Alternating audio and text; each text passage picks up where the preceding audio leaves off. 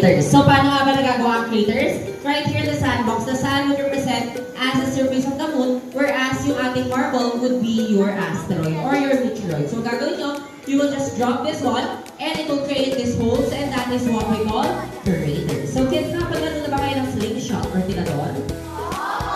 Opo. Pero alam nyo kung paano gumagana? Opo. So, yun po yung nilalagay ng bato. Hinihila, and kapag binitawan, ano po mangyayari sa bato? Pakalit, lilipat, mas malayo yung pupuntahan, it will accelerate. So, NASA and other space facilities use this kind of motion para po magpadala ng spacecraft papunta sa ibang planet. And our target planet would be planet Jupiter, correct. So, kunwari, ito po ulit ang inyong spacecraft. Nakikita po ba yung marble? So, yung marble natin from Earth, you will launch it, hindi nyo papunta dito. Kasi gusto natin makatipid ng fuel, ang gagawin nyo, from Earth, you will launch it towards planet Mars. And when in planet Mars, dun po tayo kumuha ng what we call gravitational assist and then the slingshot effect. So, hihilain niyo po to and then you release. Ayan, bumalik sa Earth. At dapat mapunta kayo dito sa Jupiter natin. So, there are two major reasons kung bakit ito ginagawa. One, para makatipid ng fuel. And two, dahil nag-accelerate kapag nag-slingshot, mas mabilis po tayo makakapunta sa target planet natin. So, kids, what are the four states of matter? Solid, liquid, gas. And lastly, you have plasma. So, nakahawag na ba kayo ng plasma, kids? Yes. Ayan, so right here, nagdala kami ng plasma which contains nitrogen, argon, and other noble gases like xenon. So, ang plasma natin ito yung platform para electricity siya. Ayan. Para sa electricity, di ba? So, ano kaya ang mangyayari kapag hinawakan ni Kuya ang plasma?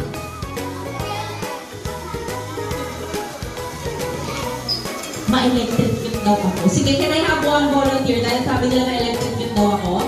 Ayan, si Kuya na lang. Kuya, come over here sa harap. So, ayan, si Kuya ba ay may sakit? Si Kuya ba ay may sakit sa puso? May sakit ba sa puso? Wala. So, on the count of 3, pasmado si Kuya, basang-basa yung tayo. So, on the count of 3, hawakan niya po yung breather, yung plasma natin. On the count of 3, alam niyo kung nasan yung clinic. Alam mo kung nasan yung clinic, tatakbo ka sa clinic kapag nakuryente ka, ha? Dali na, hawak ka. On the count of 3, 1. Yung onti lang, parang kagat ng malaking langgam. On the count of 3. On the count of 3, 1, 2, 3. On the count of 3. Say okay. 1, 2, and 3. Go!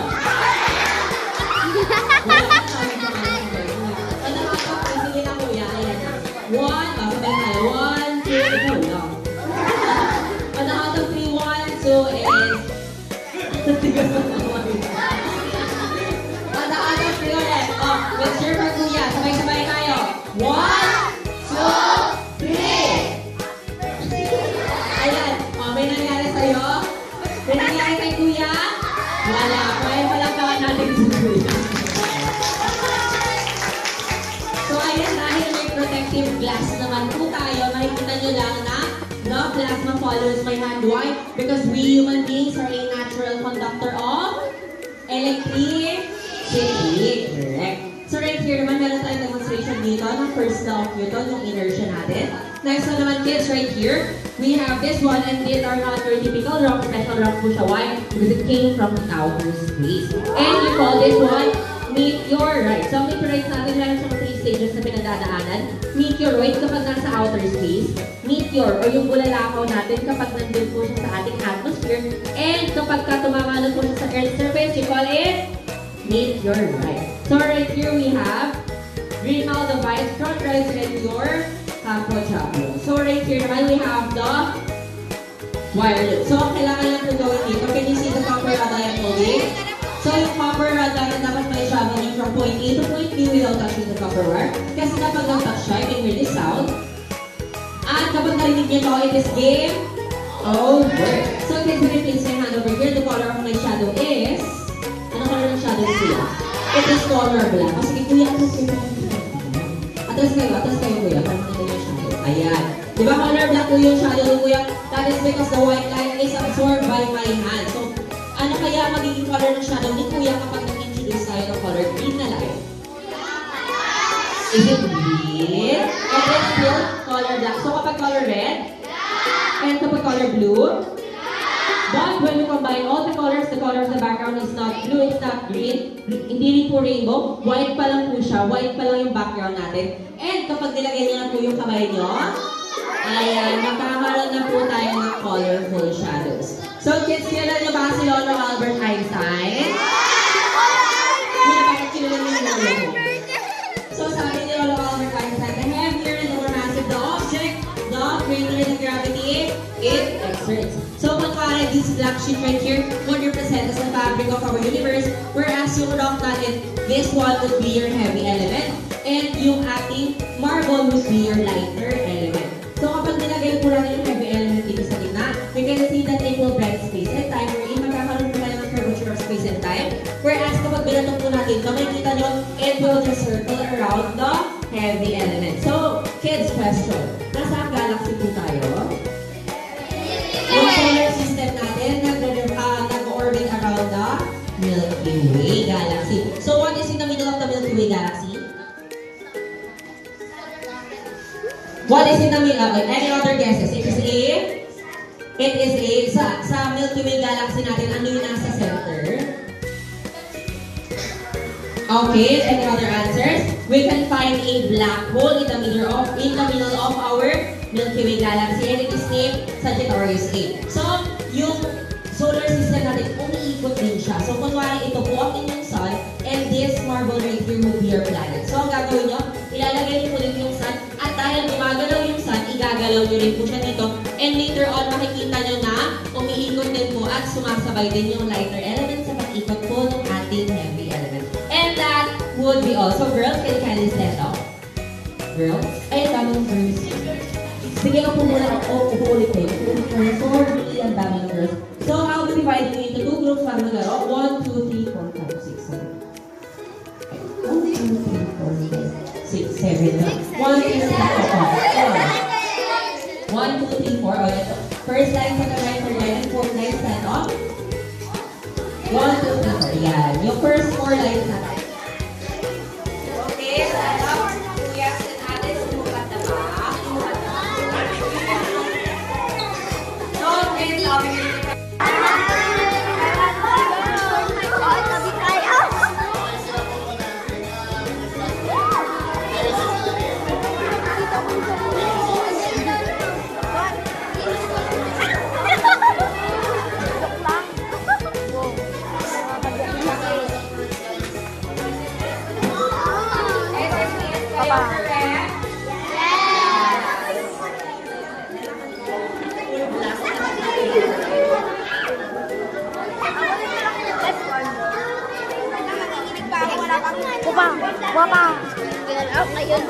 Excuse me, lady.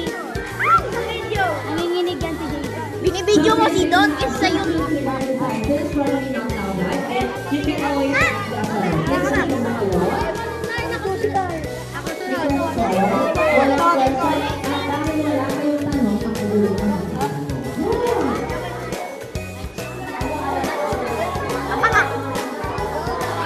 Hoy, wag kayo malikot. Hoy, ako sunod dito. Ako na. Happy Jasmine. Hoy, ako sunod dito.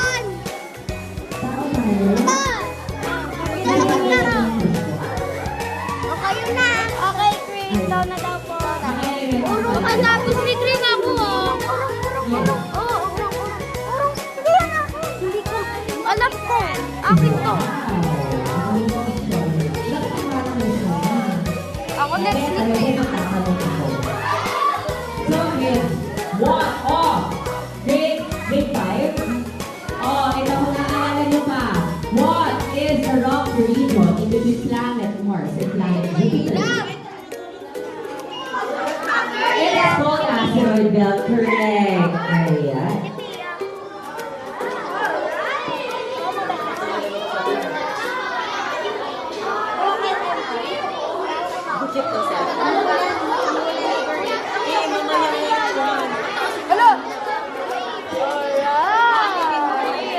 Okay, question.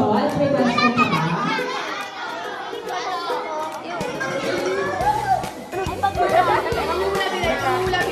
Next.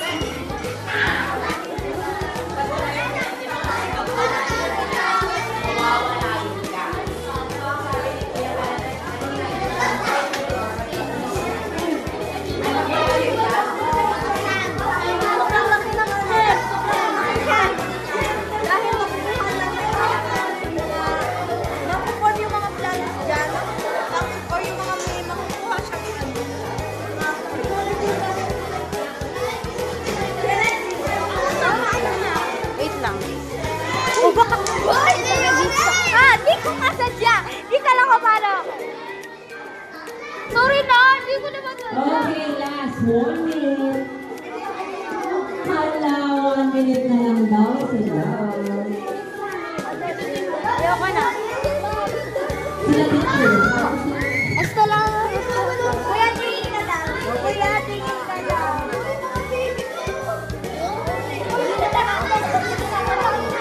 Umuulan! Umuulan! Sino ba nila tayo? Ano gusto mo yung? Kuya, kanina pa kayo dyan. Okay, kids, get ready para sa Wala na. of Monday. Ay po. Mama, ano po kaya? Miss Mito. Oh, ano yung 10 points agad yun? Yung ano yung mga nakikita natin with the use of your telescope? Ano yung time na yun? Samput yun. Wala yung time na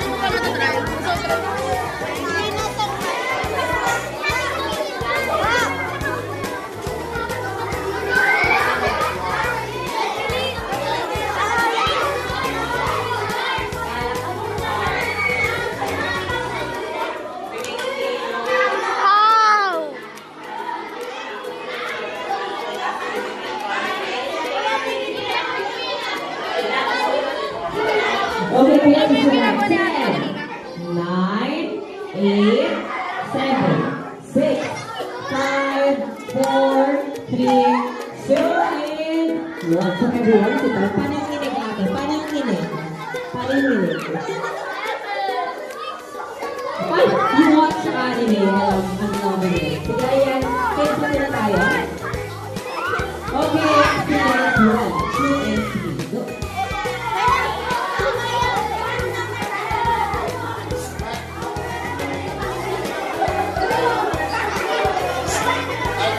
Take your seats.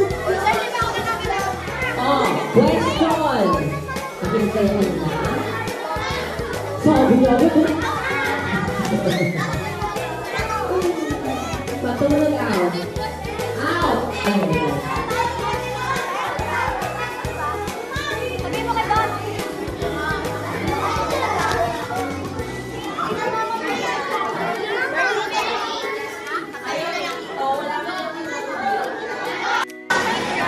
Wala nang nilipat. Compress po, compress. Compress.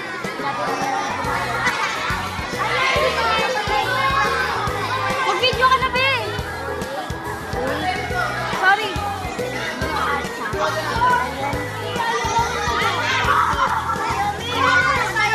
Felix Manson! The flashlight! Felix Manson!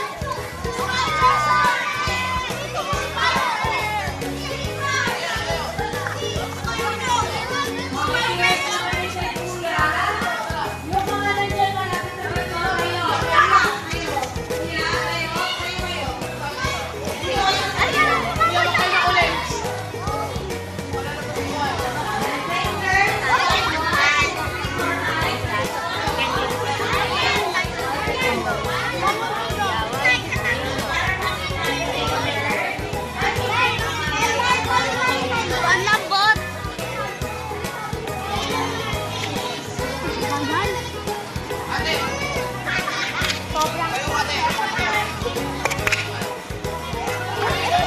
Yes, kain din kami.